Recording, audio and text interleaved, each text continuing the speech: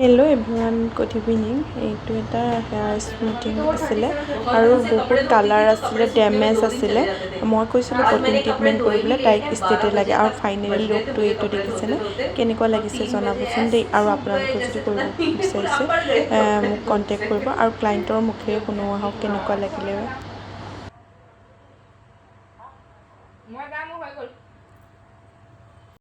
আজি এগৰাকী ক্লাইণ্ট আহিছিলে আৰু এয়া দেখিছেনে, চুলিখিনিত কালাৰ আছিলে, ডেমেজ আছিলে মাজে মাজে। মই কৈছিলোঁ প্ৰটিন ট্ৰিটমেণ্ট কৰিবলৈ, তাইক হেনো ষ্টেটে লাগে আৰু ষ্টেটে তাই ভাল পায় আৰু প্ৰায় মানে ইয়াতে কৰে মানে চুলি।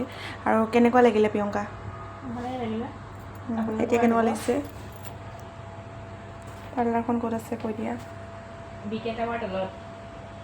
আৰু আপোনালোকেও যদি চুলি স্মুথিং পূজা আহি আছে, অফাৰ দিয়া হ'ব চুলি স্মুথিং।